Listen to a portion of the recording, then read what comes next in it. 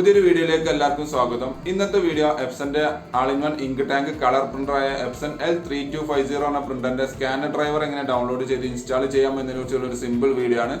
Video കാണുമ്പോൾ എൻ്റെ channel ഒന്ന് സബ്സ്ക്രൈബ് ചെയ്യുക, ലൈക്ക് ചെയ്യുക, കമന്റ് ചെയ്യുക, ഷെയർ ചെയ്യുക. അപ്പോൾ നേരെ വീഡിയോയിലോട്ട് പോകാം.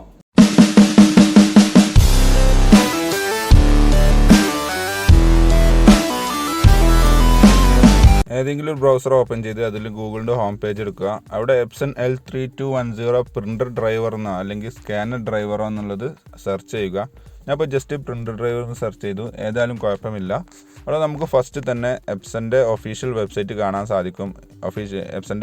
എപ്സൺ ഇന്ത്യയുടെ ഒഫീഷ്യൽ വെബ്സൈറ്റ് കാണാൻ സാധിക്കും. അത് ക്ലിക്ക് ചെയ്യുക. അപ്പോൾ ജസ്റ്റ് ആ സൈറ്റ് ഓപ്പൺ ആയി വരും, വെയിറ്റ് ചെയ്യണം.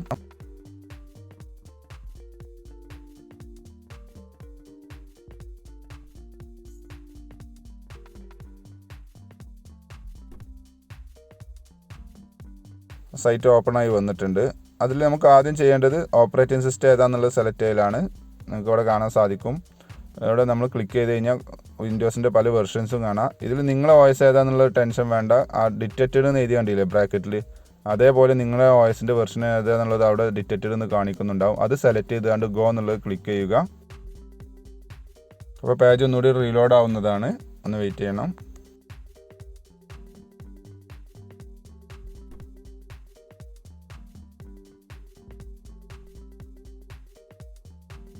ഓക്കെ, റീലോഡായി വന്നിട്ടുണ്ട്. പ്രത്യേകം ശ്രദ്ധിക്കുക, ആദ്യം നമ്മൾ ഈ ഡ്രൈവേഴ്സിൽ പോയിട്ട് ക്ലിക്ക് ചെയ്യുക.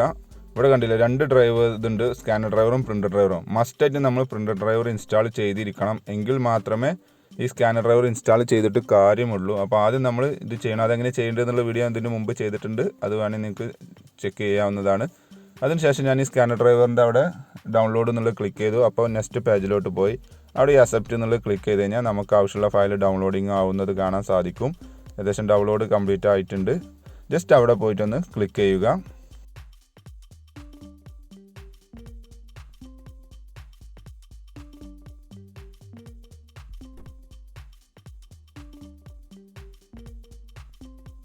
സിപ്പ് ഫയലാണ് അൺസിപ്പ് നടന്നുകൊണ്ടിരിക്കുന്നു. Yes, scanner software installation software open ആയി വന്നിട്ടുണ്ട്. അതിൽ നമ്മൾ ഈ കാണുന്ന നെക്സ്റ്റ് എന്നുള്ളത് ക്ലിക്ക് ചെയ്യുക. അപ്പോൾ നെക്സ്റ്റ് ചോദിക്കും. അവിടെ ഈ അക്സെപ്റ്റ് എന്നുള്ളത് ക്ലിക്ക് ചെയ്തതിന് ശേഷം നെക്സ്റ്റ് എന്നുള്ളത് ക്ലിക്ക് ചെയ്യുക. ഇപ്പോൾ ഇൻസ്റ്റാളിങ് നടന്നുകൊണ്ടിരിക്കുകയാണ്.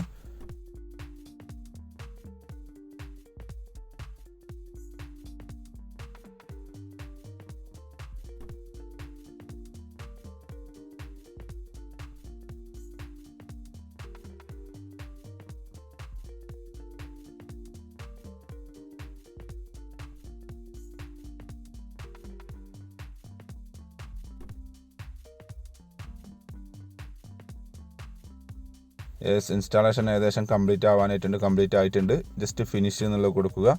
സ്കാനിങ്ങിന് ഉപയോഗിക്കുന്ന ആപ്ലിക്കേഷൻ നിങ്ങൾക്ക് ഇവിടെ സ്റ്റാർട്ട് ബട്ടൺ ക്ലിക്ക് ചെയ്തതിന് ശേഷം ഇവിടെ ഈ എപ്സൺ ഫോൾഡറിൽ പോയാൽ നിങ്ങൾക്ക് കാണാൻ സാധിക്കുന്നതാണ്. എപ്സൺ സ്കാൻ 2 പറഞ്ഞ ആപ്ലിക്കേഷനാണ് സ്കാനിങ്ങിന് ഈ മോഡലിന് ഉപയോഗിക്കുന്നത്.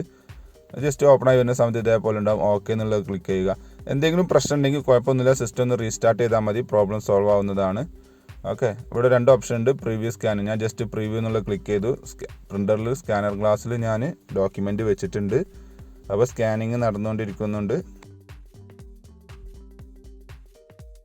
സ്കാൻ ചെയ്തതിന് ശേഷം അതിൻ്റെ ഒരു പ്രിവ്യൂ നമുക്കിവിടെ കാണാൻ സാധിക്കും. നിങ്ങൾക്ക് വേണമെന്നുണ്ടെങ്കിൽ ക്രോപ്പ് ചെയ്യാനൊക്കെ ഇത് ചെറിയ രീതിയിൽ ക്രോപ്പ് ചെയ്യാനൊക്കെ ഇത് യൂസ് ചെയ്യാം. ഇനി സേവ് ചെയ്യാനാണെങ്കിൽ ഇവിടെ താഴെ കാണുന്ന പ്രിവ്യൂവിൻ്റെ അടുത്ത് കാണുന്ന സ്കാൻ എന്നുള്ളത് മസ്റ്റായിട്ട് കൊടുക്കണം. എങ്കിൽ മാത്രമേ അത് കമ്പ്യൂട്ടറിലേക്ക് അല്ലെങ്കിൽ നമ്മളെ ലാപ്പിലേക്കൊക്കെ സേവ് ആവുകയുള്ളൂ. ആ കാര്യം പ്രത്യേകം ശ്രദ്ധിക്കണം.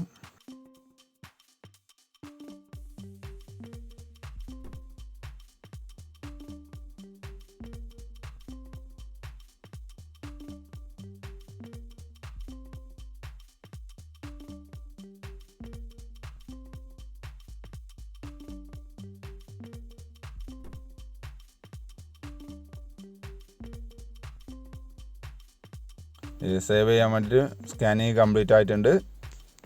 ഓക്കെ, അപ്പോൾ നമുക്ക് സേവ് എന്ന് ഇട്ട് കഴിഞ്ഞാൽ ആ ഫയൽ ഓപ്പണായി വരും. ഇവിടെ സേവ് എന്നുള്ള ക്ലിക്ക് ചെയ്യുക. അപ്പോൾ നമ്മൾ ആ ഫോൾഡറിൽ ആ ഫയൽ ഓപ്പണായി വരുന്നതാണ്. താഴെ കണ്ടില്ലേ, ജസ്റ്റ് ഒന്ന് ഓപ്പൺ ചെയ്യുക.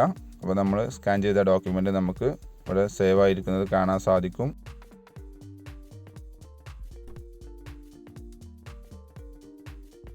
യെസ്, ഇതാണ് നമ്മൾ സ്കാൻ ചെയ്ത ഫയൽ. ഓക്കെ, അപ്പോൾ ഇത്രയേ ഉള്ളൂ. Thanks for watching my video. Thanks for watching my video ഇഷ്ടമെന്ന് വിചാരിക്കുന്നു. സബ്സ്ക്രൈബ് ചെയ്യുക, ലൈക്ക് ചെയ്യുക, കമൻറ്റ് ചെയ്യുക, ഷെയർ ചെയ്യുക. അപ്പോൾ ഓക്കെ, ബൈ.